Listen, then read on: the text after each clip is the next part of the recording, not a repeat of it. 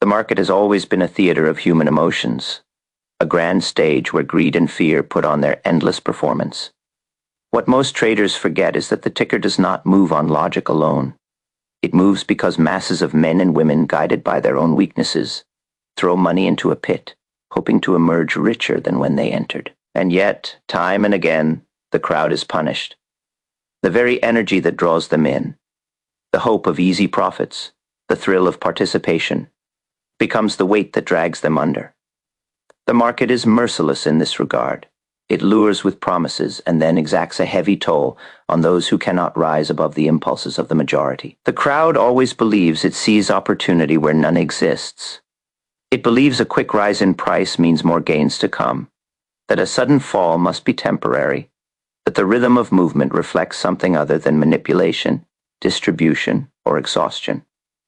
The crowd is blind to the traps because it wants to be blind. It wants to believe it has caught the wave just before it breaks, when in truth it has stepped into the swell just as it begins to collapse.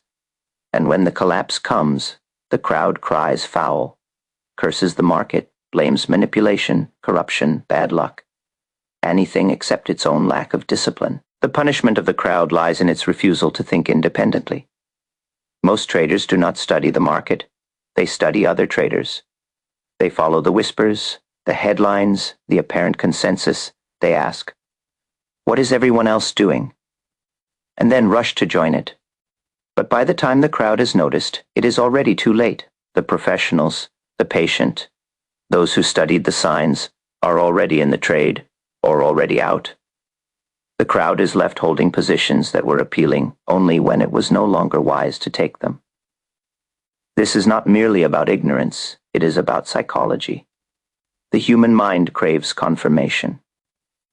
It wants to be reassured that it is not alone. A trader who sees a stock rise feels uncertain, until he hears others talking about it, until he sees headlines confirming that momentum is strong or investors are piling in. Only then does he act, not realizing that this confirmation is itself the evidence that the move is already mature. The desire to be part of the group is so strong that traders enter too late, exit too late, and pay dearly for it. The market rewards independence of thought, but independence is uncomfortable. It feels lonely, dangerous, even arrogant, and so most people avoid it, clinging instead to the comfort of the herd. But comfort is expensive. In trading, the crowd pays dearly for the illusion of safety. The ticker tape is ruthless because it is built on supply and demand. And demand from the crowd is the very fuel that professionals sell into. When the masses pour in with their excitement, they provide liquidity for the patient, few to unload their holdings. When the masses panic and throw away shares at any price, they provide bargains for the patient, few who waited in silence. In this way, the crowd is both victim and accomplice in its own destruction. Consider the endless cycle that repeats itself across decades. A market trend begins quietly, with only a few attentive eyes noticing. Price rises slowly, without fanfare, giving ample time for those who recognize true conditions to position themselves. The crowd is uninterested. It is too slow, too boring, too uncertain. But as the rise continues, attention grows. Word spreads. Newspapers start to notice. Friends talk at dinner tables. A small profit becomes a rush, and suddenly the crowd can no longer resist. They dive in, all at once, just as the trend has grown old and fragile. The final push higher is not strength, but exhaustion. The last gasp of a move fed entirely by latecomers, and then comes the reversal. What was obvious in hindsight was invisible in foresight to the crowd, because the crowd only acts when it feels safe, and the market punishes safety when safety is nothing but illusion. The punishment does not stop at money lost. There is also the emotional toll. The crowd not only loses its capital, it loses its confidence. Traders scarred by heavy losses swear never to return, only to be tempted again when the next apparent, can't-miss opportunity appears. Hope is eternal, and the market exploits it without pity. Each cycle drains more from the unprepared until they are emptied of both money and will. The irony is that the market is not deliberately cruel. It is simply neutral, a mirror reflecting the weaknesses of its participants. The crowd punishes itself because it cannot escape its own habits. It refuses to believe that discipline matters more than excitement, that patience outweighs action, that the market has no obligation to reward those who arrive late. The punishment is automatic, as natural as gravity. When too many lean in the same direction, collapse is inevitable. The lesson is that success in speculation requires distance from the crowd. It requires one to stand apart, to observe rather than to participate in the madness of the moment. This is not easy. It feels unnatural to buy when others are fearful, to sell when others are euphoric, to wait when others are busy. Yet this is the only path that avoids the punishment reserved for the majority. Traders lose not because the market is unfair, but because they cannot break free of their own need to belong, their own urge to move with the herd. And so century after century the story repeats. The crowd gathers, the crowd grows bold, the crowd is crushed. Each generation believes it has learned something new, that technology, research, or new instruments will spare them the fate of their predecessors. Yet the same impulses drive them, and the same punishment awaits. The instruments change, the language changes, the costumes of the market evolve, but the psychology does not. The crowd rushes in, the crowd is punished, and the few who resist the call walk away with the fortune. Every trader begins with a plan.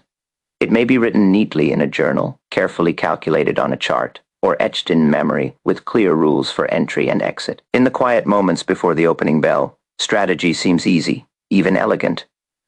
But the moment real money is on the line, when prices move against expectations or surge beyond imagination, strategy buckles under the weight of emotion. Greed and fear rise up like ancient forces, timeless and merciless, and the carefully constructed plan is swept aside as if it never existed. This is why so many traders fail. It is not because their methods are worthless, but because their emotions are stronger than their discipline. Greed is subtle at first. It enters with a whisper, telling the trader that one more point, one more hour, one more trade will secure the fortune. It distorts perception, making a modest profit seem unsatisfactory, a disciplined exit seem premature. When a trade moves in the right direction, the plan says to take what is enough. But greed insists that enough is never enough. It lures traders into overstaying, into believing that the trend is eternal, that tomorrow will deliver even more than today. And just when this conviction feels unshakable, the market reverses. Gains vanish, profits turn to losses, and the trader is left wondering why he did not follow the plan that seemed so clear only yesterday. Fear is even more destructive. It paralyzes when action is required and provokes action when patience is essential.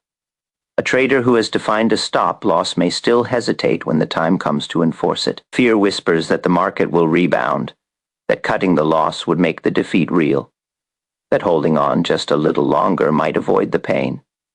But that hesitation allows the small loss to grow into a disaster. Fear also drives premature exits, convincing traders to abandon good positions at the first sign of a minor pullback. The plan may call for holding steady, but fear insists on safety, and so the trader surrenders profits before they can mature, forever selling winners too soon and holding losers too long. These two forces, greed and fear, are not occasional intruders. They are permanent residents in the trader's mind. Strategies are designed to control them, but strategies are fragile compared to the raw urgency of human emotion. Every indicator, every chart pattern, every rule is powerless when the heart races. The palms sweat, and the mind becomes clouded by visions of riches or ruin. This is why the same mistakes occur generation after generation. No matter how much knowledge spreads, no matter how advanced the tools become, the human element remains unchanged, and it is the human element that breaks the discipline required for success. Traders often delude themselves into thinking they have conquered these emotions. After a loss, they vow never to let fear paralyze them again. After missing a profit, they swear never to let greed blind them again. For a time, they follow their rules more carefully, feeling wiser, stronger, immune. But when the next opportunity comes, when the ticker begins to flash with promise or threat, the old impulses rise once more. Greed whispers of fortune just within reach. Fear screams of disaster just around the corner. And the strategy that once seemed so solid collapses under their combined pressure. The market exploits this weakness relentlessly. Prices are designed to move in ways that trigger emotion. A sudden rally sparks excitement. A sharp dip stirs panic. Both movements are traps for those who allow their feelings to dictate their actions. Professionals know this and wait patiently, letting the crowd react emotionally while they act rationally. They sell into the greed of the masses and buy into their fear. In this way, emotion becomes not just the downfall of the many, but the opportunity of the few. One of the most devastating effects of greed and fear is inconsistency. A trader without control may follow his rules one day and abandon them the next. He may cut losses quickly in one trade but refuse in another. He may take small profits sometimes but gamble recklessly at other times. This inconsistency makes results impossible to sustain. Strategy is designed to bring order and structure, but emotion brings chaos. The more chaotic the behavior, the more certain the outcome. Repeated losses and eventual ruin. What makes greed and fear so dangerous is their persistence. They do not weaken with time, they adapt.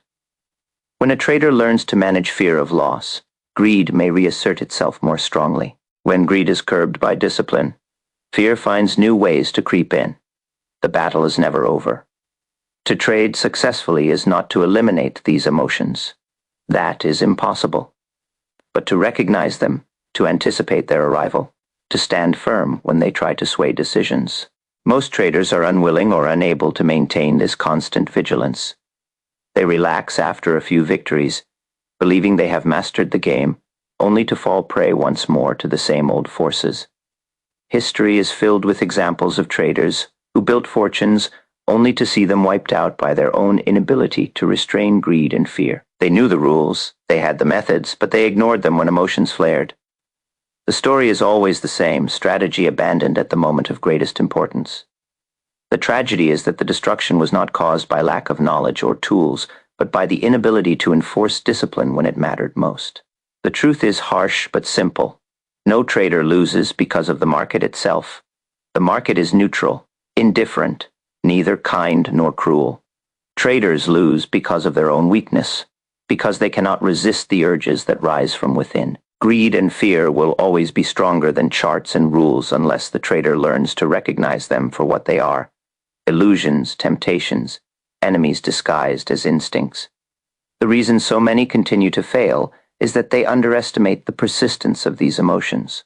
They believe that one victory over fear means fear is gone, that one victory over greed means greed is defeated. But greed and fear do not die. They wait. They wait in silence for the moment discipline slips, for the moment vigilance relaxes, and then they strike with the same force as ever. It is this inevitability that ruins countless traders who thought they had finally overcome the battle within themselves.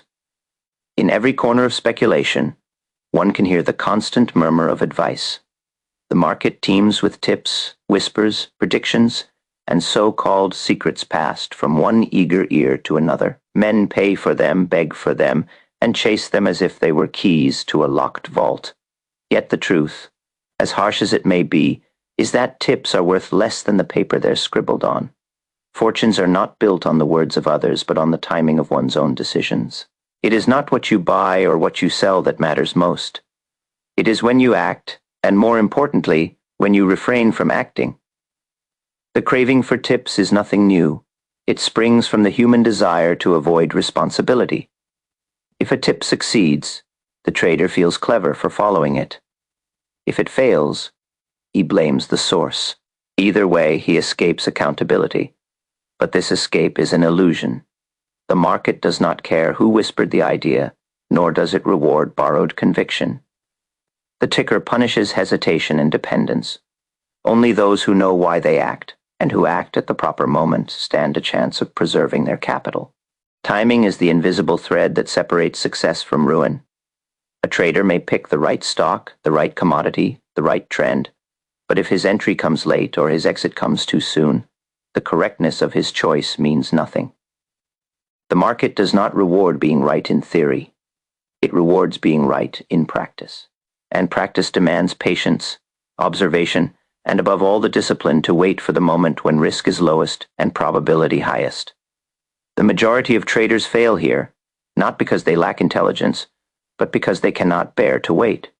The crowd demands action, demands excitement, demands to be in the market at all times. But the market is not generous to the restless. It pays only those who can wait for the right time. A tip creates urgency where none should exist.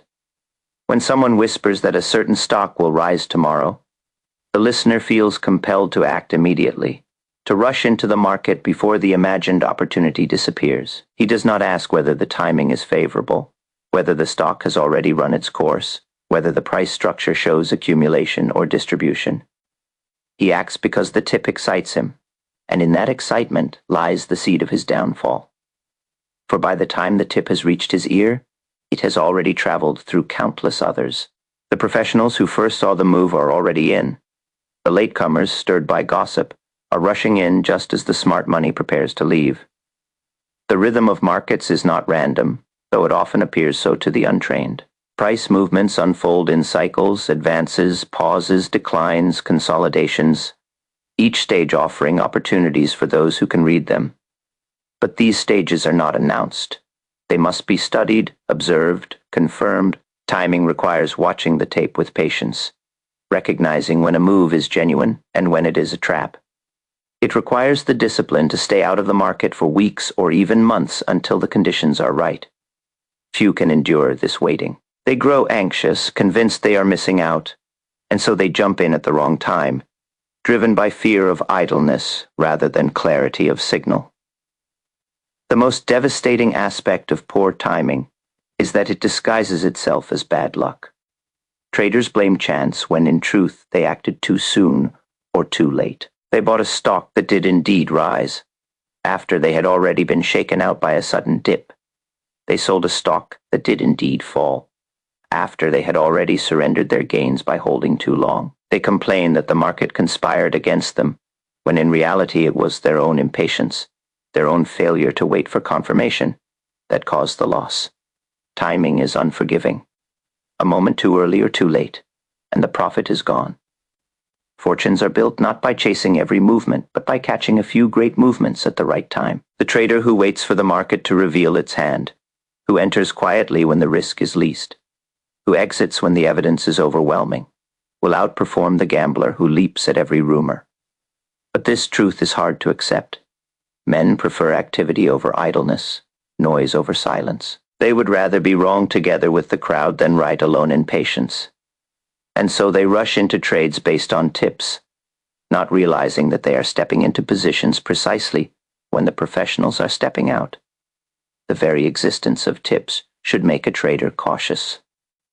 Why would someone share a valuable secret? Why would a professional give away an advantage freely? The answer, more often than not, is that the so-called tip is bait, designed to lure in the gullible, to provide liquidity for those who are unloading. Even when a tip is genuine, the question remains, is the timing still right? A great idea at the wrong moment is still a loss. The crowd never asks this question. It assumes that the truth of the tip is all that matters, forgetting that the market moves in waves, not straight lines. To master timing, one must master silence. The ability to watch the market without the compulsion to act is rare. Yet it is the very skill that separates winners from losers. Observing the tape, studying price action, waiting for the point where probability tilts in one's favor. This is the real work of speculation. It is not glamorous, it is not exciting, but it is effective. The trader who waits has an advantage over the trader who listens to noise. He avoids the false starts, the whipsaws, the traps laid for the impatient. He enters when the move is ready to begin, not when it is already obvious to all. Timing requires humility. It demands the admission that the market will not bend to one's will, that no amount of tips or theories can force it to act on schedule. The trader must bend to the market, not the other way around. He must recognize that missing a move is better than forcing one. that capital preserved for the right opportunity is more valuable than capital wasted on constant guessing. This humility is rare, for pride urges action. Pride demands to prove itself correct. But pride has no place in speculation. Only patience does. In the end, tips are noise, but timing is music. Those who listen to noise are forever distracted, forever chasing the latest sound. Those who listen for music wait quietly until the rhythm is clear, until the harmony reveals itself. Then, and only then, do they act. And their actions are in tune with the market rather than against it. This is why timing, not tips, decides fortunes. The crowd will always chase the words of others, always seek shortcuts, always act when it is already too late. The few who understand the supremacy of timing will wait while others chatter, act while others hesitate, and profit while others complain of misfortune. The market's greatest tragedy is not that traders are wrong, but that they refuse to admit they are wrong quickly enough. Being wrong is inevitable. Staying wrong is ruin. Yet, time and again, traders let a small wound become a mortal one because they cannot bear to act. They watch as the red grows deeper, convincing themselves that the tide will turn, that the market will somehow reward their patience. But the market is not a forgiving force. It does not heal self-inflicted wounds. It enlarges them until the account is bled dry. The habit of refusing to cut losses swiftly is the silent destroyer of fortunes. The story always begins the same way. A trader enters a position with hope. At the first hint of trouble, he reassures himself. It is only a temporary dip. The market will correct itself. The stock, the commodity, the index, it is bound to rebound. And perhaps at first it does. This reinforcement feeds the illusion that waiting works, that ignoring the stop loses wisdom rather than weakness. But the day arrives when the market does not rebound. The decline deepens, and the trader, now anchored by previous experiences of waiting it out, clings to hope even more stubbornly. He tells himself that the bottom must be near, that the loss is not real until it is realized. This is the fatal delusion that keeps him chained to a sinking position. Hope is the costliest commodity in speculation. It is the narcotic that numbs pain while secretly accelerating the damage. Traders who refuse to sell at a small loss are not preserving capital. They are sacrificing it to the altar of denial. They forget that money tied up in a losing position is not merely money at risk. It is money unavailable for new opportunities. The small loss they feared to take becomes a massive loss that not only cripples their account but also destroys their flexibility. They are trapped, unable to act elsewhere because they are chained to the corpse of a bad trade. The crowd is especially vulnerable to this mistake because it confuses stubbornness with strength. It believes that holding through adversity is a sign of courage, that conviction is noble. In truth, conviction without evidence is folly. The market does not reward bravery. It rewards correctness. To cling to a losing position is not to demonstrate strength, but to display weakness. The weakness of ego, the inability to admit error. A trader who refuses to cut a loss is not standing firm. He is standing blind on the edge of a cliff. The professional recognizes that losses are the cost of doing business. They are not personal, not moral, not a judgment on intelligence. They are inevitable, just as expenses are inevitable in any enterprise. But the amateur treats every loss as an insult, as a wound to pride.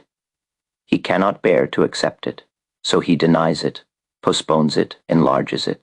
Pride is expensive in the market. The ticker does not bend to human vanity. It punishes it by grinding small losses into devastating ones. Cutting losses quickly requires discipline that feels unnatural. Human instinct resists it. The mind whispers that selling at a loss makes the failure permanent, while holding allows for the possibility of redemption. But this is an illusion. The failure already exists the moment the position moves against you. Selling only defines its size. Holding without reason lets it grow uncontrollably. Traders forget that they are not judged by how often they are right, but by how well they manage being wrong. One quick, controlled loss is nothing. A large, uncontrolled loss is everything. The danger is compounded by leverage. In speculative markets, borrowed money magnifies every mistake. A trader who delays cutting a loss may not merely lose his own capital, but also plunge into debt. This is how accounts are wiped out overnight, how promising careers are ended in a single stubborn refusal to admit defeat. Leverage is a double-edged sword, and those who refuse to cut losses quickly are always cut by the wrong side of the blade. Consider how many fortunes have been destroyed, not by a series of bad trades, but by one trade held too long. It is not the 1,000 small scratches that kill. It is the one deep wound ignored until it is too late. Traders convince themselves that their situation is unique, that this one time is different, that the market must turn because it has fallen too far already. But the market owes them nothing. Prices can fall further than anyone believes possible, and they often do precisely because the crowd is anchored to the belief that they cannot. When the crowd refuses to cut losses, it provides fuel for the decline. Each new wave of selling coming from those who finally capitulate too late. The refusal to cut losses is not only financial, it is psychological. The trader who lets losses grow develops scars that affect every future decision. Fear intensifies. Confidence weakens. Each new trade is shadowed by the memory of disaster. Even if capital remains, the mind is wounded, hesitant, second, guessing every move. A quick, small loss may sting, but it leaves the trader free to act again with clarity. A large, uncontrolled loss chains the trader to doubt, turning every decision into a battle with ghosts of the past. Cutting losses quickly also protects against the most dangerous illusion in markets, the belief that one can predict the future. Every position entered carries uncertainty. The outcome is never guaranteed. The disciplined trader accepts this, knowing that some trades will work and some will not. He defines his risk in advance and enforces it without hesitation. The undisciplined trader refuses this reality, believing that his judgment must eventually be proven right. But markets are not arenas for proving judgment. They are arenas for preserving capital. The only judgment that matters is the decision to exit when wrong. The timeless rule is simple. Take small losses, never big ones. Yet the simplicity of this rule does not make it easy. It requires the suppression of ego, the rejection of hope, the embrace of discomfort. It demands that the trader act against instinct, selling when every fiber of his being wants to hold. This is why so few follow the rule consistently. They understand it in theory, but they fail to enforce it in practice. And because of this failure, they repeat the same mistake again and again until their capital is gone and their faith in trading is broken. The market is indifferent to individual suffering. It will not reverse to rescue the trader who begs for relief. It will not honor the hours spent analyzing, the sleepless nights spent worrying, the desperate prayers whispered to the screen. The market moves as it will, and the only control a trader has is the decision to exit quickly when proven wrong. Every other hope is a fantasy. Every delay is a step closer to disaster. The difference between survival and ruin lies in this single act of discipline, cutting losses before they grow teeth. The first and most precious requirement in speculation is not brilliance, not inside knowledge, not even courage. It is patience. Capital alone is never enough, for capital without patience is a weapon turned against its own owner.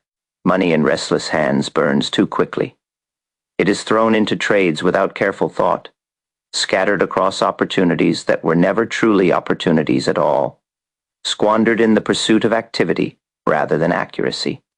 The market has 1,000 ways to drain the accounts of those who cannot sit still, but only a few narrow paths that reward those who wait. The tragedy of most traders is not that they begin without money, but that they begin without discipline to protect it. They confuse possession of capital with readiness to speculate, as though having funds were the same as having judgment. But money without patience is already marked for destruction, because the trader feels compelled to use it constantly. He believes every hour out of the market is wasted, every opportunity missed a personal failure. He cannot accept inactivity, so he forces action, and in forcing action, he forces losses. Patience, however, is not inactivity. It is the hardest form of activity, waiting while others rush, holding still while others panic, remaining silent while others chatter. Patience demands observation, the willingness to study the market without inserting oneself into it. It demands the humility to admit that conditions are not yet favorable, that the opportunity is not yet ripe, that no action is superior to reckless action. Few traders can bear this humility. They crave the illusion of control that comes with pressing the button, entering the position, watching the numbers move. But this craving is the enemy of success. Capital grows only when matched with patience. A trader may preserve his account through small gains, but only great movements produce true fortune. And great movements do not arrive daily. They form slowly, sometimes over weeks, months, even years. To capture them requires waiting, studying, resisting the lure of minor fluctuations. It requires sitting with idle cash while others mock idleness, enduring the discomfort of missing lesser opportunities so that one is ready for the greater ones. Without patience, capital is wasted on trivial trades, lost to commissions, whipsaws, and false starts. By the time the real opportunity arrives, the impatient trader has nothing left to seize it. The crowd is the enemy of patience. It insists on constant excitement, constant involvement, constant proof that money is at work. It sneers at the one who waits, labeling him timid or lazy, and glorifies the one who leaps into every new surge. Yet the crowd is always late, always wrong, always punished. Its constant activity is the very reason for its constant losses. The professional, by contrast, endures solitude, ignores the noise, and holds his fire until the time is right. The crowd confuses motion with progress. The professional knows that progress is measured only by results, and results come only from correct timing, not constant trading. Patience also serves as a shield against emotion. Greed urges one to enter too soon, to anticipate moves before they are ready. Fear urges one to exit too soon, to abandon positions at the first sign of trouble. Patience quiets both voices. It tells the trader to wait for confirmation before entry, to endure fluctuations within a strong trend, to let profits mature rather than snatching them prematurely. Without patience, greed and fear dominate. With patience, they lose their grip, for the trader acts not out of impulse but out of evidence. Capital without patience also falls victim to overtrading. This is the disease of those who believe that more trades must mean more profit. They churn their accounts, entering and exiting dozens of positions, mistaking activity for productivity. In truth, overtrading is the fastest path to depletion. Each trade carries costs, risks, emotional tolls. Only a few trades in a year may truly matter, and the rest are distractions. The impatient trader wastes his energy on these distractions, scattering his capital like seeds on barren soil. By the time the fertile field appears, he has nothing left to plant. The discipline of patience is especially painful in the modern era when markets move faster. Information flows constantly, and the pressure to act is relentless. News headlines flash, analysts shout, social chatter erupts with every tick. All of it urges immediacy. Act now, decide now, trade now. But the truth has not changed. The great opportunities still take time to form, and the greatest profits still belong to those who can ignore the noise. Capital in impatient hands is bait for the market makers, a resource consumed by those who understand how to exploit the restless. The act of waiting is not passive. It requires constant study, constant preparation. To be patient is to build watch lists, to analyze trends, to observe the rhythm of prices, to know in advance what will be done when the conditions align. It is active readiness, not idle delay. The difference is that the patient trader does not act until conditions demand it. He sharpens his tools, but he does not swing them without cause. He knows that one well-placed strike can produce more than 100 careless swings. The impatient trader, by contrast, is always in motion but never in control, exhausting himself and his capital with endless activity. Capital matched with patience compounds not only money but confidence. Each time a trader waits for the right opportunity and then acts decisively, he strengthens his belief in discipline. Each time he resists the temptation to chase the crowd, he proves to himself that self-control is possible. Over time, this builds a foundation of resilience that no single loss can destroy. The impatient trader, however, weakens with every mistake, erodes his own confidence with every reckless entry, and eventually convinces himself that the market is unbeatable. It is not the market that defeats him, but his own inability to wait. The greatest paradox of trading is that doing nothing is often the most profitable action. This truth is unbearable to most, and so they will never learn it. They will continue to act when they should wait, to rush when they should pause, to throw away their capital in search of constant engagement. They will continue to believe that money in hand must always be in play, not realizing that money in reserve is the true strength. The patient trader sits quietly while others exhaust themselves, knowing that when the real opportunity comes, he will have both the capital and the calm to seize it.